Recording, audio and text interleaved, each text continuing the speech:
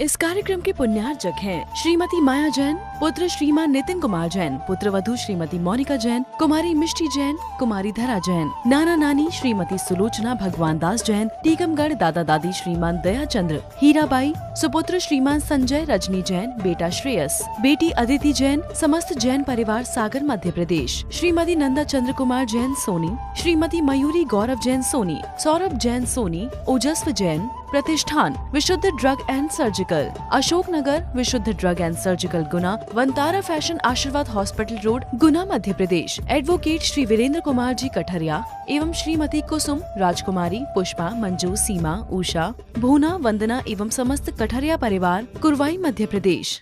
एक दिन आचार्य श्री ने अंतिम समय में कहा था मुनिराजों को सामने संबोधते हुए कि देखो, आलोचना स्वयं की जाती है, दूसरों की नहीं। ये आचार्य श्री के अंतिम समय के उपदेश के वाक्य हैं। जब मुनियों को प्रतिक्रमण का स्वाध्याय करा रहे थे डोंगरगढ़ में, 10, 12, 15 या 16 पॉइंट आचार्य श्री ने अंतिम समय में उपदेश में मुनियों से कहे थे, वो मेरे पास शायद प्रति रखी होगी तो मैं पढ़ के बताऊंगा। उसमें पहला पॉइंट ये है कि प्रतिक्रमण किसके लिए किया जाता है? खुद के लिए किया जाता है। आलोचना, निंदा, गढ़ा किसकी की जाती, किसके लिए नहीं, अपने लिए और अपनी ही की जाती है। लेकिन आज का मानव क्या करता है? निंदक नीरे राखिए आंगन कुटी छवाए। हम तो यही सोच के अपने साधु संत सहन करते हैं, कम से कम हमारी गलतियों को रियलाइज कराने वाला कोई तो है। तो इस संसार की यात्रा का हर व्यक्ति यात्री बना हुआ है। ये यात्रा 1 दिन की नहीं, 2 दिन की नहीं, 3 दिन की नहीं, अनादि से अनंत की यात्रा करते हम सब चले आ रहे हैं। इस यात्रा के भटकाव कितने रहे, इस यात्रा के उतार चढ़ाव कितने रहे। खाई खंडकों को पार करके, उतार चढ़ाव को पार करके, नदी नालों को पार करके ये जीवन सही जगह पर पहुंच पाया है। नरकों के दुखों को भोग करके, त्रियंच गति के दुखों को भोग करके, देव गति के स्वर्गों के दुख और सुख को भोग करके मनुष्य पर्याय में तुम्हें सुख दुख भोगने का अवसर मिला है। मनुष्य जीवन में ही सुख दुख नहीं है, हर पर्यायों में दुख पाता है जीव। आचार्य उमा स्वामी महाराज ने नाम कर्म की 93 प्रकृतियों का उल्लेख करते हुए कहा है, गति जाति शरीरोंगो पांग निर्माण बंधन संघात संस्थान आदि आदि जो सूत्र बोला है, हर जगह इसने जीव ने जाकर के अपनी यात्रा को प्रारंभ किया। 4 गतियों में गया, 84 लाख योनियों में गया। इस यात्रा का विवरण हमारे पास लेखा जोखा कुछ भी नहीं है। क्यों? हमारी स्मृति विस्मृति में बदल गई है। हम अपनी पुरानी अतीत की स्मृतियों को ताजा करो और अपने सामने उनको रखो, तो हो सकता है वर्तमान के तुम दंड फंद से बच सकोगे, प्रपंचों से बच सकोगे।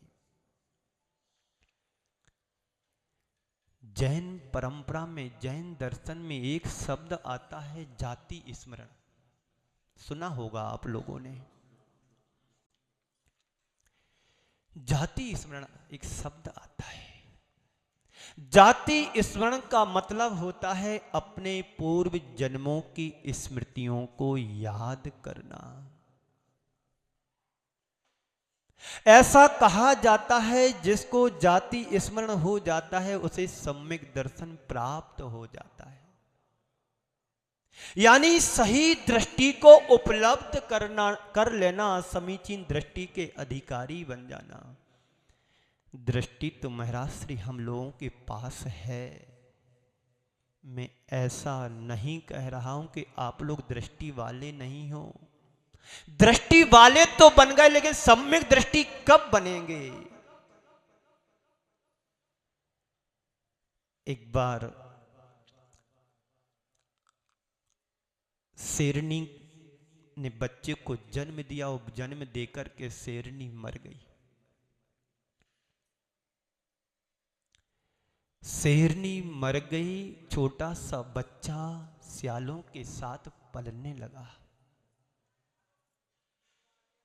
सियालों के साथ पालन पोषण हुआ, सियालों के साथ रह करके उसका दूध पिया, बड़ा हुआ। एक दिन जंगल में शेर आया। शेर को देख करके सारी सियालने भागने लगी और सियाल पालित शेर का बच्चा भी, वो भी साथ में भागने लगा।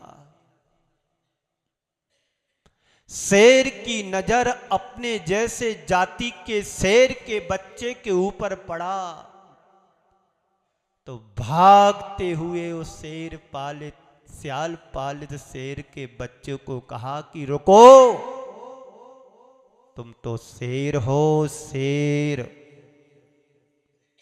अरे महाराज, तुम मजाक मेरे से क्यों कर रहे हो? जब से मैंने जन्म लिया इन सियालों के बीच पला हूं, इनका सड़ा गला दूध पी करके मैं बड़ा हुआ हूं, तुम मजाक मेरे से क्यों करते हो? नहीं, तुम्हें तो हमारे लिए चुनौती देना चाहिए था हमको देख करके। तुम शेर हो, शेर। यदि विश्वास ना हो तो बाजू में नदी बहती है, दोनों चलते वहां देखते हैं अपने अपने बिंब को। सियाल पालित शेर और सही का शेर दोनों नदी के घाट पर जाते हैं। दोनों अपने बिंब को नदी के पानी में परछाई देखते हैं तो एक दूसरे का हूबहू स्वरूप दिखाई देता है, रूप दिखाई देता है। शेर ने दहाड़ लगाई।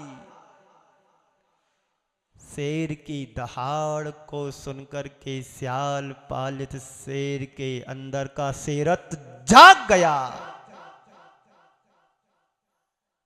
हाँ महाराज, तुम सही कहते हो, मैं भी शेर हूं। यहाँ पर जितने बैठे हैं सब सियाल पालित शेर बैठे हैं। जिस दिन तुम्हारे अंदर का शेरत्व जाग जाएगा तो मानव नहीं रह करके भगवान बनने के कदम आगे बढ़ाओगे। अपने अंदर को जगाओ और एक कदम आगे चलने का पुरुषार्थ करो। इस संसार की यात्रा है, उस यात्रा के हम यात्री बने हुए हैं।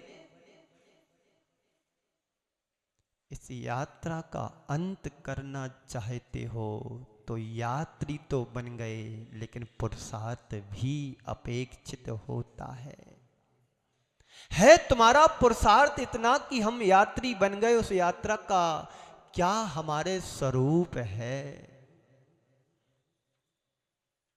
जन्मे मरे अकेला चेतन सुख दुख का भोगी। इस संसार में और कुछ नहीं है। जन्म लेता मरण होता, जन्म लेता मरण होता, और बीच का जो पड़ाव है सुख दुख के साथ पूरा व्यतीत हो रहा है। अभी मैंने कहा था एक छोड़ तुम्हारा जन्म है तो दूसरी छोड़ तुम्हारा मरण है। जन्म और मरण के बीच का जो इतिहास के पन्ने हैं वो सिमट करके रह गए। सुख दुख अच्छे बुरे खट्टे मीठे तुम्हारे अनुभव जो यहां पर तुम ले रहे हो, भोग रहे हो, इतना ही संसार नहीं है, इतना ही लोक नहीं, इससे असीम और कोई लोक है जहां पर जाकर के हमने अनेक अनेक पर्यायों को धारण किया, कपड़े की तरह पहना और उतारा और छोड़ा।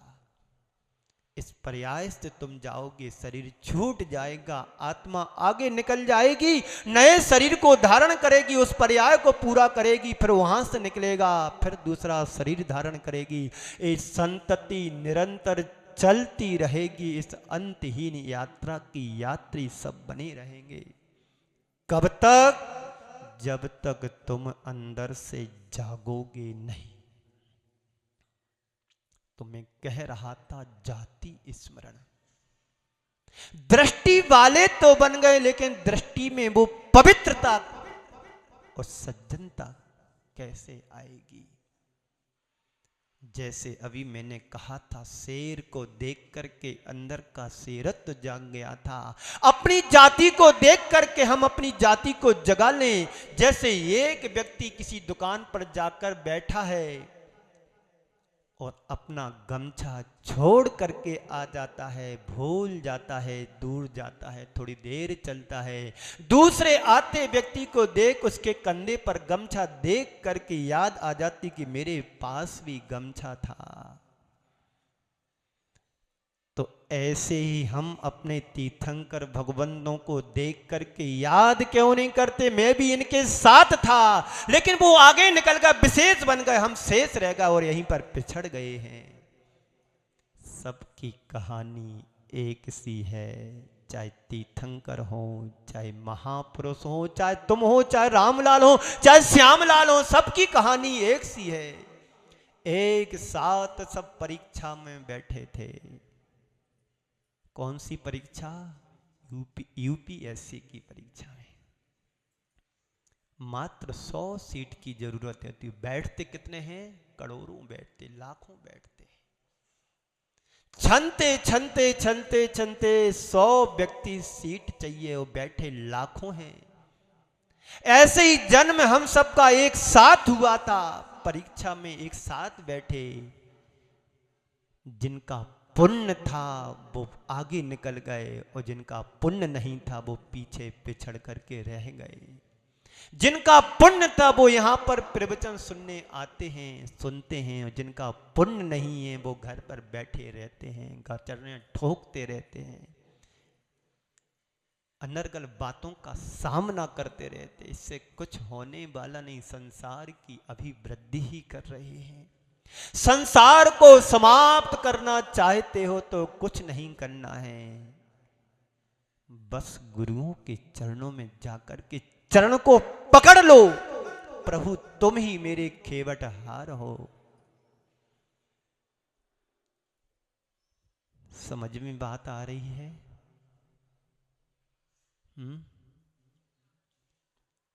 30 मिनट हो गए हैं, 29 मिनट बाकी कितना है?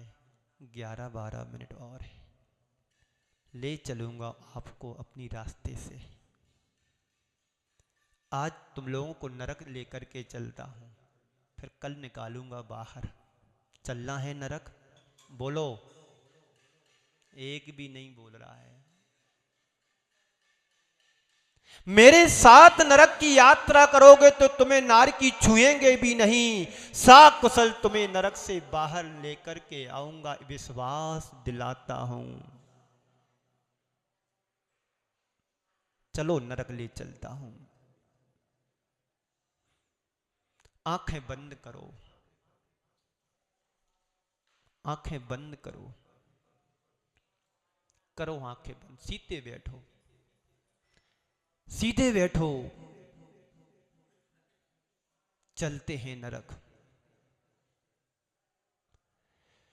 नरक में हम अनादि से भटकते चले आ रहे हैं। ना जाने कितनी बार हम नरक गए, लेकिन आज तक हमें नरकों की कोई स्मृति नहीं है। नरक की बात को सुनकर के हम कांप जाते हैं, घबराते जरूर हैं, लेकिन कभी हमें ऐसा लगता नहीं है कि नरकों के दुख को भोग करके हम बाहर आए हैं। संत कहते हैं तुम्हारे जीवन का बहुभाग नरकों में बीता है। नरकों में तुमने जो दुख भोगा है उसे शब्दों में बयान नहीं किया जा सकता है। आज तुम भूल गए हो, बिसर गए हो। अगर नरकों के दुखों को ठीक ढंग से याद करना चाहते हो तो मेरे साथ नरक तक चलना है।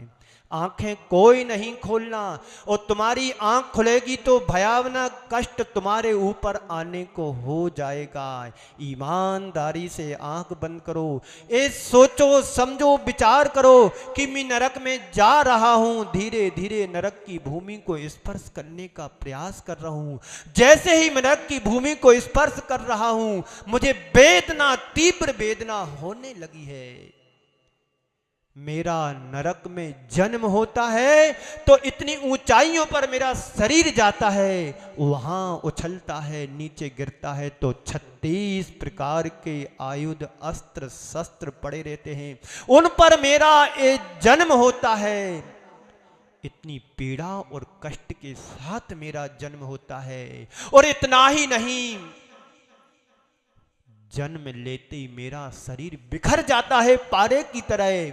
पर वहां के शरीर की एक बड़ी विशेषता है कि बिखरने के बाद पुनः शरीर इकट्ठा हो जाता है, इकट्ठा शरीर हो जाता है। इतना ही नहीं, जैसे मैं खड़ा होता हूं, चारों ओर से नार की लोग हमारे ऊपर झपट पड़ते हैं मारने के लिए।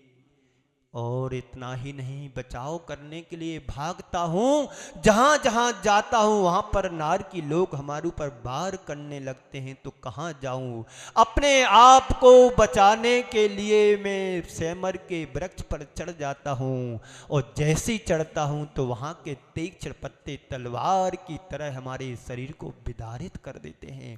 वहां से बच करके भागता हूं। प्यास लगती है तो बैतरणी नदी दिखाई देती है, उस नदी का जल पीने के लिए जाते हैं तो शरीर छार छार हो जाता है, क्योंकि वह पानी ना होकर के तेजाब जैसा रहता है।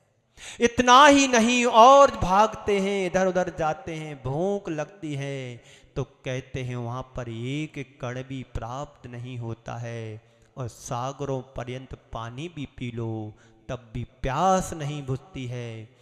3 लोक का अनाज भी खा लो तो एक कण भी मुझे प्राप्त नहीं होता है। एक एक क्षण हमारे कष्टमय बीत रहे हैं।